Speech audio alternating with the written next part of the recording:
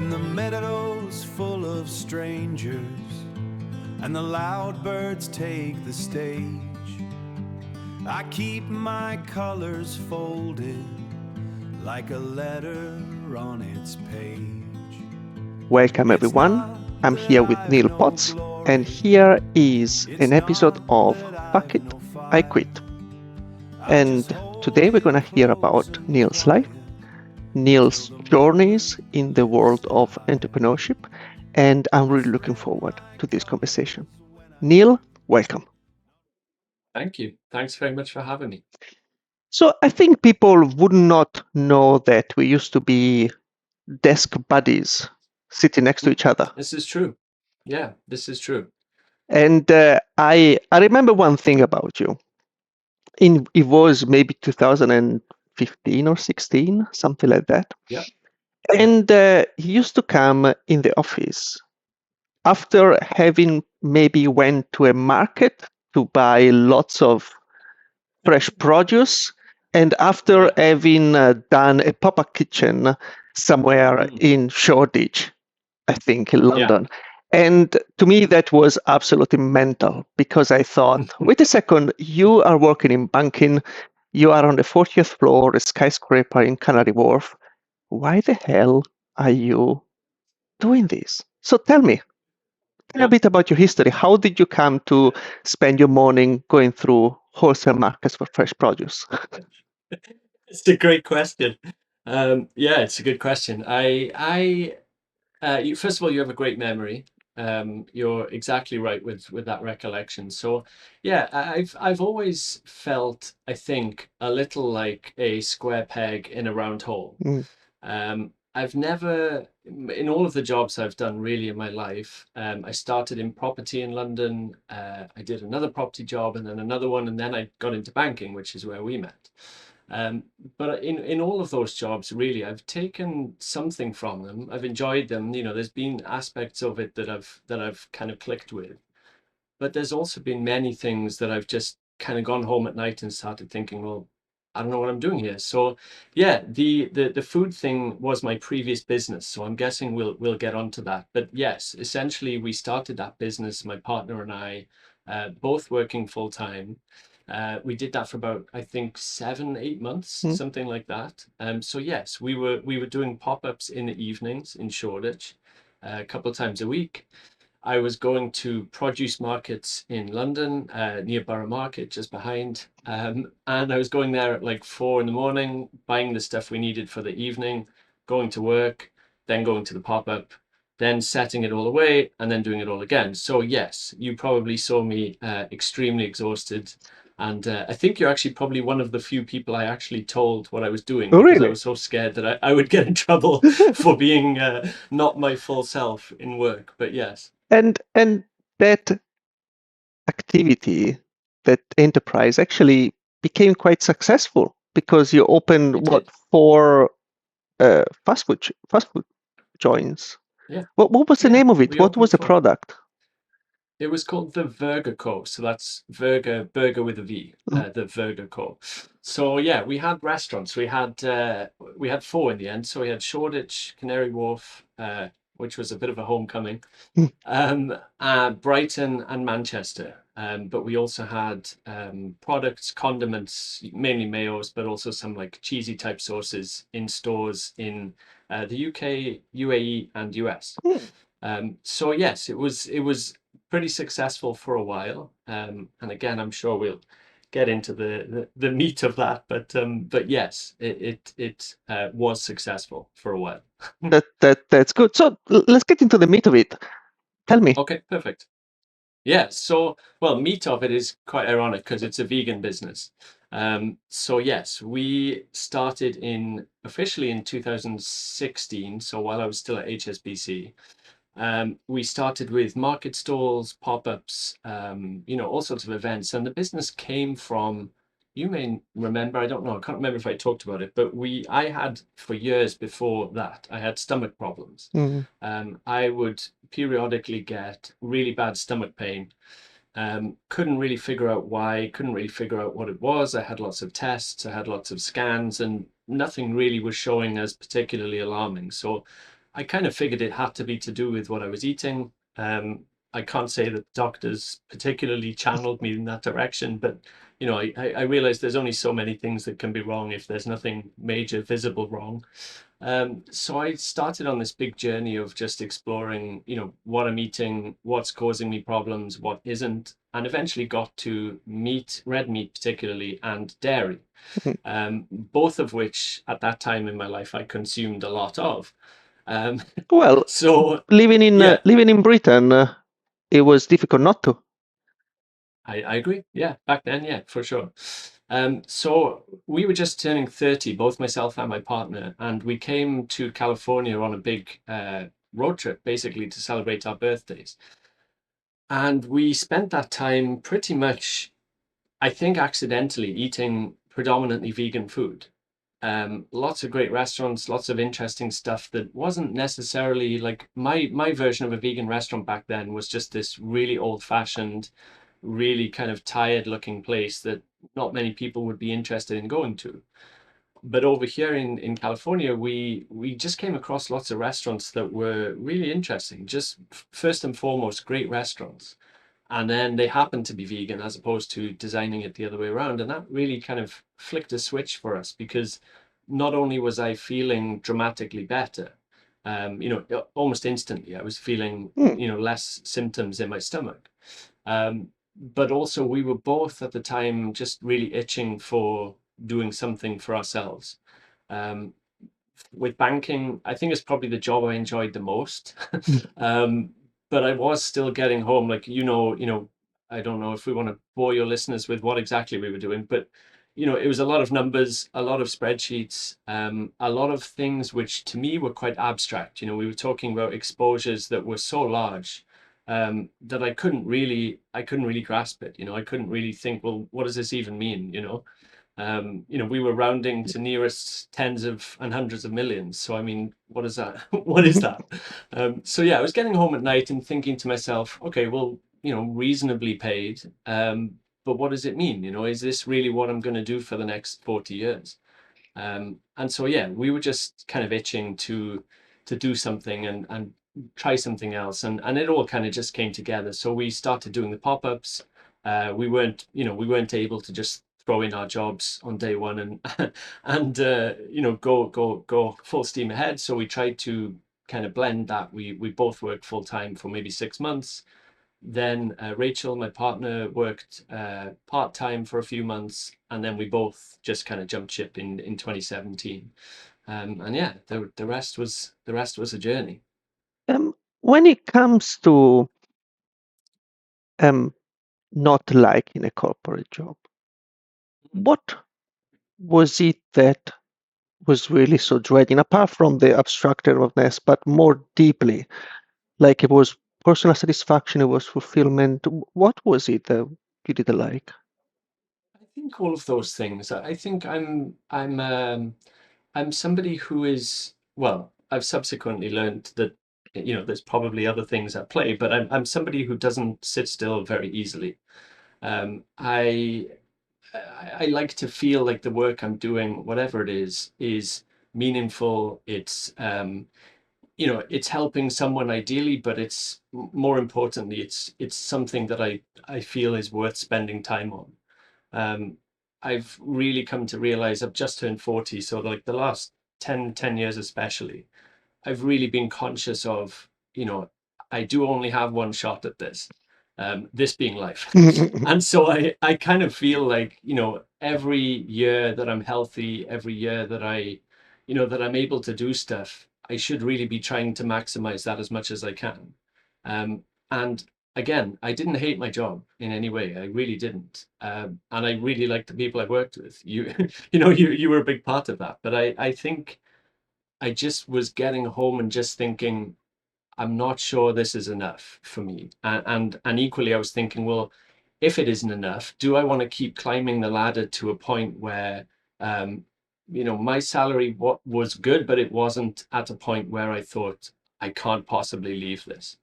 Um, and I think had I gone on maybe another 2, 3, 4 years, you start to creep into financial territory where it's like really difficult to give that up. So I wanted to get out before I got to that point, basically. Before it became too late. Yeah, yeah, and too scary. Yes. Yeah, I also remember that you also had a cleaning company. So I did. yeah, so Yeah. but how is it that some people are drawn so much to entrepreneurship to the point that they keep on doing different things? What do you talk about restlessness, which I really resonate with, but is there something else that you think sort of like is a common trait that is shared across people such as yourself? I think, well, for me personally, and I know a lot of, people I know who do similar things, it's more that we really enjoy, first of all, enjoy building things, Mm, enjoy thinking of something and then bringing it to life. That's a really fun process for me, and I know others like me. Um, I think really for me, it's just about fulfillment, and it's about feeling this kind of urge to make sure I'm maximizing my time. mm, Um, and yeah, I think there are definitely jobs that can give you that. And there are, we were in a great place. We were with a good employer. We were, reasonably well looked after. We were working on interesting stuff. Um, but I don't know. It's just like within you, I've always grown up, even from an early age. I mean, I've always had that. I think it's a curse sometimes, but I've always had that feeling like I want to do my own thing. mm, And that's not in like a, narcissistic way. It's in more of a, I like doing things on my own terms. Um, and I think in a big company like we were at, it it's really the opposite of that. You feel very, very small. And I used to, I'd go on vacation, I'd come back and nothing particularly changed, like nothing happened. mhm, I wasn't particularly missed. And I think, that starts to talk to you over time. It starts to feel like, okay, I don't actually know what I'm adding here, what value I'm bringing. And I much prefer the process of creation, building, and then seeing where that can go. And then, yeah, as you said, I had a cleaning company before that. Um, and since then I've done other stuff as well. So I think it's not necessarily for me about the thing that I'm doing. One was food, one was cleaning. mm. I'm doing all sorts of other stuff now, and I think it's more about that process of building, which I really enjoy. What do you think is actually, what is the thing that surprised you about entrepreneurship? Something that maybe you went into it and it completely like blow your mind. I think how hard it is. Mm, It's a really difficult thing to do. I think people sometimes you can get lucky. Sometimes things take off really fast, and you strike gold quickly and at your first try. But I think most people I speak to who do this, it's a grind. It's difficult. You have to motivate yourself every day. You have to figure out every month how to pay yourself. Um, and those things are not easy, year after year after year. I've been doing this now, 10 years this year, um, plus a bit of my cleaning business before mhm, we met. And yeah, I think it's a challenge, but I think the thing that has probably surprised me the most is you learn a lot about yourself and what you're actually capable of. Um, and in a way, I liken this to have a Peloton bike, which is going off on a slight mm, tangent, but this is how my brain works. And I used to think, like, if I'm in the gym or if I was exercising by myself, I would call time on something when I think I've had enough. But when you do it with a Peloton instructor, yep. you realize just how much further you can actually go, beyond that Mm, point that you were going to give up. And you realize that your body will actually do a lot more than you think it will, past exhaustion. So it's kind of similar with building a business. We went through things which, when I look back, I think, how the hell did we do that? mm, And not only how the hell, why the hell? Why the hell didn't we just carry on with our safe jobs and, keep money coming in regularly without really worrying too much. I didn't have to worry about where my salary was going to come from. Um, but you realize, what you're capable of. If you look at it looking backwards or even forwards, you're not sure how you're going to do it. But when you do it and you push through it, Mm-mm-mm. and you create things that you didn't think were possible, then that's a really cool feeling. It is, especially when things start to work out in your favor, like you start to really see the results of it. And Mm, you mention often your partner as mm, being a life partner and a business yeah, partner. And yeah. I really struggle to understand that. Maybe I should reflect about how I choose my partners. But um, was it easier with the sort of like to have the two together? It's easier and harder. Definitely both. It definitely isn't a walk in the park. Mm, I think it's easier because there is total trust. You're not getting to know a business partner and trusting them with huge life decisions because you're already past that stage. We've been together for well over 20 years. So mm, yeah, we're way past that point. And I think we really enjoyed the feeling of just total trust between us. So if it was, whether it was a good thing or a bad thing, whatever we were talking about, whatever difficult conversation we had, we both knew that there was no agenda other than picking the right option. We weren't trying to gain anything else. mm, So I think that was probably the big thing. I think second positive was we were able to support each other. mm, Not always, because we were both exhausted sometimes. We both didn't have enough to give sometimes. But ultimately, we understood each other in a way that I think would be very difficult for if one person was an entrepreneur building something, the other person had a safe job. I can imagine there is a lot more tension, because you're just not going to understand fully what that person is going through. Or, well, I think it would be harder to understand yeah. what that person is going through.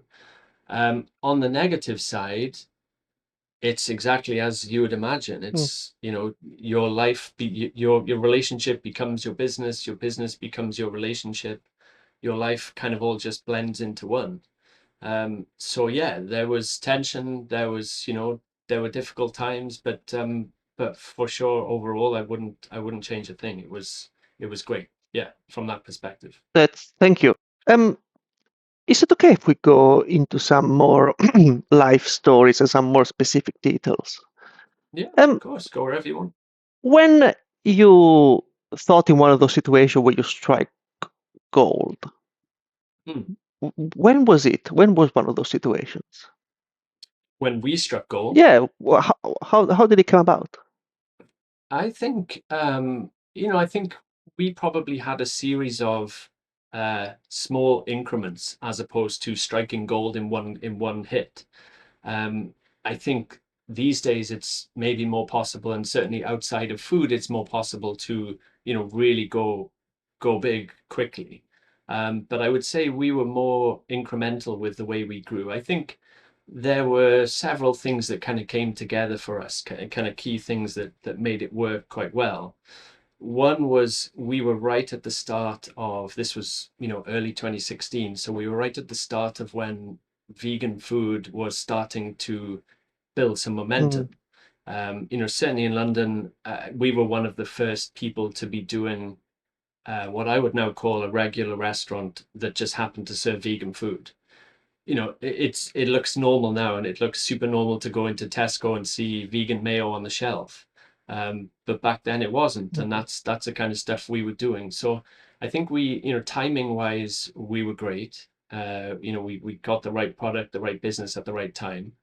I think separate to that, I think things like Instagram were important for us. Again, at the time, 2016, Instagram was the dominant platform. It was really starting to accelerate quickly. And Rachel, my partner, is very good at that stuff. That's pretty much what she does now for a living. So again, the timing of that plus Rachel being pretty good at it meant that we gained a lot of followers really quickly. I mm, think we ended up with 70,000 followers or something. So the beauty of that is when you don't have a big marketing budget, which we didn't, Yep. we were doing everything from our salaries. When you say something to tens of thousands of people who are already invested in what you're doing, we had lines of people. You know, we could post something and have a line of people outside the door, and that's worth more than That's anything impressive. you could spend on marketing. Yeah. Oh, So I that's really think those were the impressive. two kind of golden things that we had.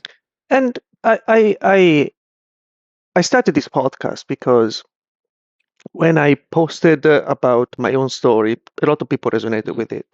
When I started to look at my feed on LinkedIn, uh, a lot of the stories that are similar to this, sort of like I quit my job to actually start my own business, they receive so much attention. And there is somehow kind of like a inner desire of do things on your own. My question would be, if somebody comes to you and they have a good 9 to 5 jobs, 9 to 6 jobs, what is their, but they want to do something else, they want to strike it on their own. What kind of advice would you give them? It's a good question. I think the first bit of advice is really a bit of self-exploration. It's getting to the bottom of why you want to do this. I would honestly say, on reflection, I've spent a lot of time in corporate jobs. I've spent a lot of time now building my own businesses. It isn't for everyone. Mm, And that's not meant to be patronizing in any way. You know, nothing is better or worse. Everything's just different. But it really won't suit everybody. And I think it's really important to understand the reality of what it is and what it isn't. I think it's important to get that information up front so that people aren't yep. are clear on what exactly it is. But I think the most important thing I would say is to really do some thinking, just sitting with it and thinking, why is it that I want to do this? Why is it that I'm trying to create my own business? What is it that I'm trying to create and why? And then I think it's really getting into the details of what that business is and how it's positioned and why is it different and what is the moat of the business going to be. Mm, Because I think especially now with AI, which obviously is good, you know, I'm sure it helps you, it helps me. Um, but I think there is a danger that we all kind of converge mm, into one thing, and suddenly most of these businesses now, a lot of them don't have a moat. You know, they're just some piece of software that, you know, has been thrown together by AI, but what does it mean? You know, how do you defend that business from something else? So I think, going back to your question, understanding yourself and your own motivations. Are you maybe running from a job that you don't like, or is it more that you actually do want to start a business? Or are you seeing things on social media which, let's be honest, majority of time are glamorizing what it is? You know, there's a lot of people showing off a lot of things online, and I think a lot of them, I have learned over time, are not what they seem. oh, Um, for sure. People think that they have a wonderful life. so yeah, exactly, and it's that's not all it is. So yeah, I think it's important to just really be laser focused on your motivations and your Yeah. reasons. What could be like a let's say a wrong motivation? I think doing it for money Mm, necessarily. I mean, of course, we all want to make money, but I think if you're going to leave a corporate job, in our case in banking, um, and create your own business because you want to make money, then you're going to be in for a very rude awakening, honestly, unless you get very lucky doing something. Because the reality is, my reality at least, was many years. I mean, 5 or more years before I earned anything close to what I was earning in the bank. mm. Um, and that's the reality. If you're not able to work with that reality, then you've got to figure out another way, because that is the truth. So I think, yeah, I think that the financial side of it is very important. And Sorry, I'm trying to. Sorry. It's because actually, let me put it in this way. Because Mm-hmm. what you're saying is I think is very important because Mm. there are a couple of things that happen with social media and with the world how it works today that you get to see the successes or the fake success, Yeah. and people are drawn to the success instead of, as you said, do the self-reflection and say, like, actually, what do Mm-hmm. I want? What do I want to do this? Mm-hmm. Because I think lots of people might be better off having a job and actually explore on the side, like you did. Exactly. Something that, let's see if this something like this works for me, Exactly. works for Yeah. my lifestyle. Exactly that. And Yeah. I think that's something that people do not necessarily sort of like grasp right away because again, it's our job to wake up at 4 Mm-hmm. o'clock and go to It is. work. And Well, yeah. Exactly. Yeah. And I think as well that a lot of people, and I've even re-examined this myself over the last few years. Are there jobs out there which are better suited to you? I think, hmm, well, you and I are, I think, a similar age. So we come from a generation, I do certainly in the UK, where you really didn't have the understanding of what a job could be back then. 20 years ago, 25 years ago, it was like you do one of these 15 things and that's it. yeah, They're yeah, your career choices. But now, honestly, I think there are so many people who are miserable in jobs that they thought that were the right job and are maybe too afraid to explore something else. They think they're going to fall behind. I'm 40, as I say, I've just turned 40 and I've restarted my career probably 5 times. Like you have to get comfortable with starting over and being comfortable with letting go of that feeling of, I was climbing this particular ladder and my goal was to climb this ladder, but sometimes that ladder doesn't work out yep, and you got to go climb a different one. So I think getting comfortable with that is going to be good for people, because I think sometimes it's not a business, sometimes it's just a job that is going to be more fulfilling for you. absolutely. Going back to your journey. So what happened to the Voga?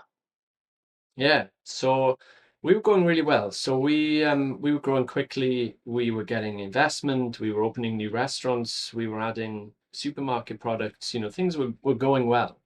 Um, and like most of hospitality, COVID came. Mm, um, I was actually here in Los Angeles in March of 2020, when the whole thing kind of exploded. I was here about to sign with a partner who was going to open a restaurant here. okay.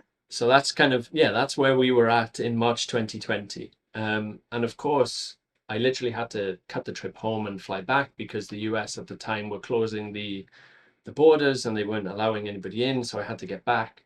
And the partner fell out. Yep. They didn't want to go ahead anymore, understandably. Investors suddenly went, "Oh shit, hospitality. No, that's, stay away. That's nothing Yep. to do with us." And even our own investors who had, 2 weeks ago were, "Yeah, let's go ahead and open more." They were suddenly like, "Oh, nope, Mm, mm, mm. we're not going to do anymore." So it literally, I mean, people like to hang their hat on COVID being the reason for everything, but for us in hospitality, it really was. It was like a total perfect storm of situations that nobody was really prepared for. So we at the time we had a bit of a difficult decision, and I think sometimes in business you have to make decisions that you might not always want to make, and I don't know, but Rachel and I were at the time very new to it. And I think even looking back, we would have made the same decision again. But if you remember, in March 2020, restaurants were closed essentially. Yeah. Um, but they were allowed to do delivery services at the time. So we thought about it. And again, at the time, March 2020, we'd been open just over 2 years at that point, so we were in full flow, like full growth mode. We had 2 stores open, and pushing hard for more. And overnight, we had to kind of close the doors and figure out, what to do. Now, at the time, it wasn't really clear what this virus was. Mhm. It wasn't clear how dangerous it was. the government were advising everybody to be at home because, again, they didn't know what it was and they didn't know how to deal with it. So then we were like, well, if we're all supposed to be at home and we're being advised to be at home because there's a disease that's killing people, a virus that's killing people, how can we send our staff to work on the tube to make burgers for delivery when we're sitting at home? Like, how can we do that? How would we live with ourselves if one of our staff died or passed it on to their family member who died because we told them they had to go to work to make burgers? Yep. And we came to a pretty human conclusion, which most of the industry didn't share. Most of the industry didn't do that. And our investors definitely didn't like it. But we were like, I don't know. I don't know how to do it any other way. I won't be comfortable if we do it any other way. So we closed completely. We closed the restaurant completely, delivery, everything, for about 4 months. I think it was 3 or 4 months, which was obviously a nightmare. And we did that before we knew anything about furlough, before we knew anything about any financial aid. And yeah, it was a nightmare. It was a total nightmare. We had overheads that were, crushing us basically, and no revenue. So yeah, that was a kind of terrifying moment really for us. We had a lot of personal money and personal kind of investment into the business as well. So like we were suddenly panicking about that because we couldn't afford to lose, tons of money. And yeah, it was just a very stressful time in general. And I think the problem with the pandemic is there were many problems, but I think the opening and closing of what the government did, like they closed and then it was fine to open, but then they encouraged everybody to go out by giving them free food and then made it worse. So then we had to close again. And then it was just like, there was no stability, there was no consistency, and it was very, very difficult to manage that. You imagine all the things behind the scenes in a restaurant, like buying stock, buying fresh produce, answering questions on how much people are going to get paid. All of these things are really, really difficult when you're dealing with, a different story every day from the government. The other problem we had is the insurance. Well, I'll call it a scam. It was an insurance scam. Like almost no restaurant owners I know were able to claim money from their insurance. Yep. And they all got out of it by, calling it an act of God or whatever, which I suppose it is, but like, what's insurance for? Yeah. To me, I was like, well, what is it for if it doesn't cover this scenario? Why do I pay for insurance?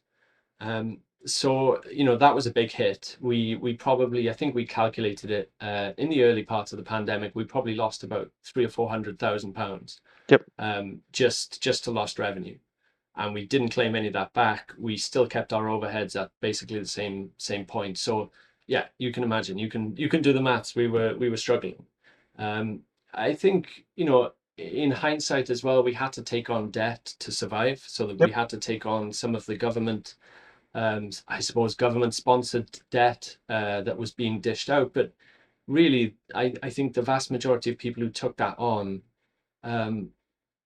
didn't have the business model to support it. It was desperation debt, and if we hadn't taken it, we definitely would have closed, like, straight away. Yep. But we did. And then when you come out of the pandemic on the other side, not to mention things like the Russia-Ukraine war, which, kind of suddenly meant energy prices went through the roof. Our energy bills in one restaurant, for example, went from about £1,000 a month to like £4,000 or £5,000 a month. Okay. Like pretty much overnight. But the main problem then was we were carrying so much debt.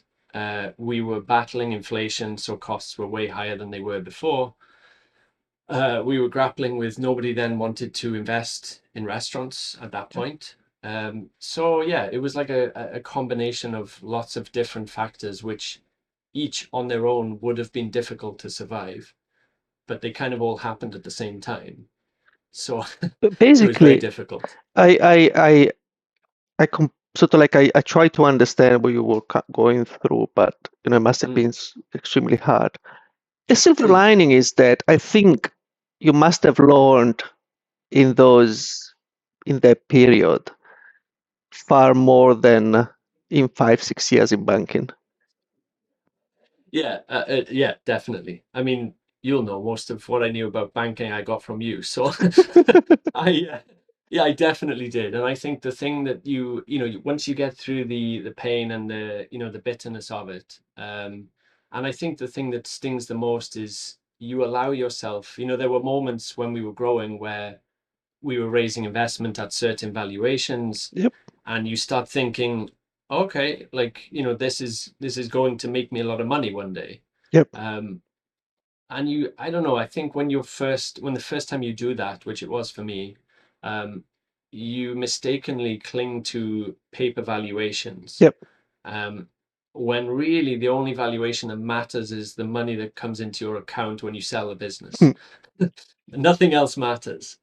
So I think, yeah, once it took us a while to kind of get over the fact that not only did we not make money, we actually lost a lot of money because we put basically everything into the business. Yep.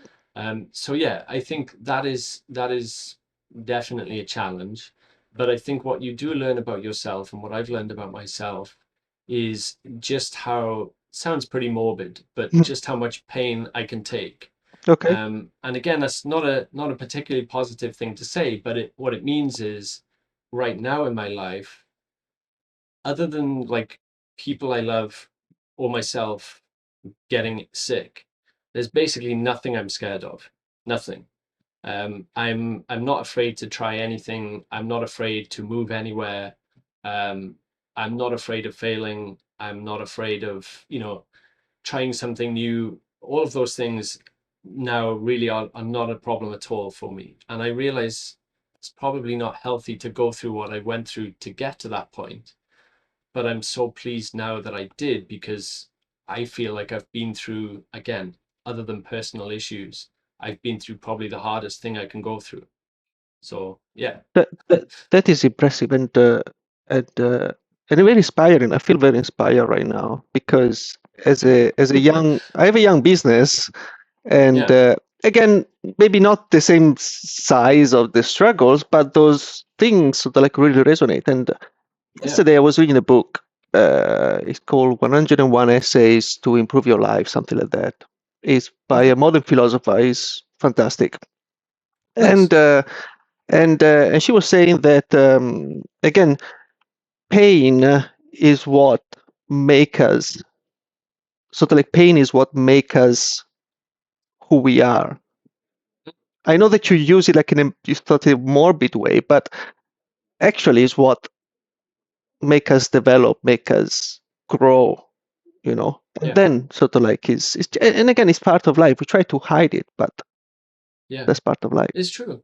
Oh, it's absolutely true. Yeah. I think it's really important to go through difficult things, whatever they are, because you ultimately will come out with something that you couldn't possibly have got without that thing. 100%. So yeah. So Yeah. going on some more positive notes. So now you live Yeah, in LA, I do. Yeah, and I do. I'm sure that after all of these learnings, you are enjoying the California I weather am. and time. So Yeah, what are you I doing am. now? Yeah. So we have a couple of things. Our main business is called Silverwood Rose. It's a consulting business. So this sort of happened accidentally. I don't, I'm not a natural consultant, but I am somebody who likes helping people solve problems. So I suppose that kind of works. Mhm. But we basically, when we closed the business, the food business, um, I wasn't ready to do anything. Basically, I was mentally just really drained. We had a lot of stuff to work through as well, like admin. And so yeah, we were just not really looking for anything. But we had a few people contact us, similar brands, some from the industry we're in, but some from like broader food and drink brands as well. We had built what we built pretty publicly. Like, at the time we'd raised some money, we'd done things like Crowdcube, we'd been in, newspapers and things like that. So like people had seen us building what we were building. Um, and yeah, we just started getting people asking us questions. And it's funny, like we never really used to get that before we closed. But I think there's something, I don't know, maybe there's something about when somebody has closed, I suppose, failed, whatever, however you want to call it. When you've closed, um, I think maybe people feel less intimidated to ask questions. I don't know. That's what I've put it down to. But we started getting a lot of inbound requests.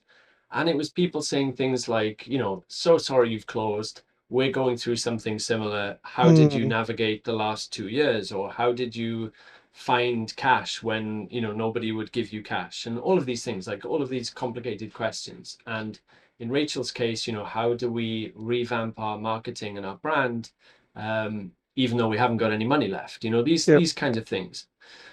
So again, you'll know from talking to me already that I'm not somebody who particularly enjoys spending time on stuff just for money. It doesn't really motivate me that much. What motivates me is doing stuff which is meaningful and stuff I feel I can add a lot of value to.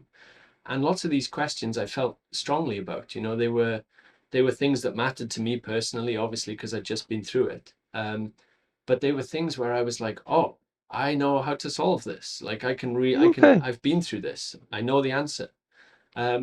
So yeah, I think a lot of those got me a bit more excited and kind of dragged me out of a bit of a dark space, to be honest. They kind of got me thinking positively again. And I enjoyed it. I enjoyed spending time helping others solve their problems using the skills and experience that I had rather than carrying the weight necessarily on my shoulders.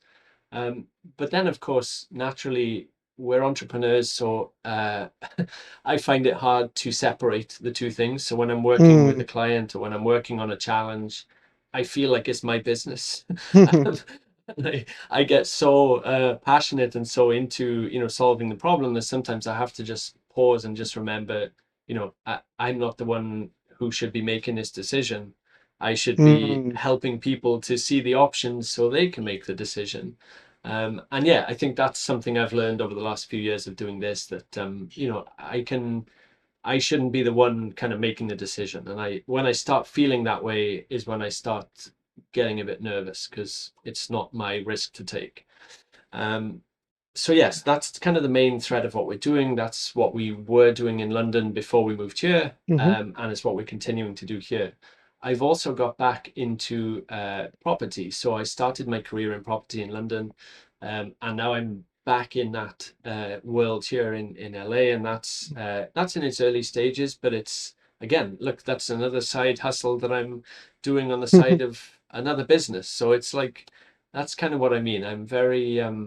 I'm most interested in just doing things that I'm enjoying doing and putting my skills to what I feel is hopefully good use. And if it doesn't work out in 2 years' time, I'm willing to change again. Like I'm not, You're not I'm afraid of fine. that. No, not at all. Not at all. No. That is great.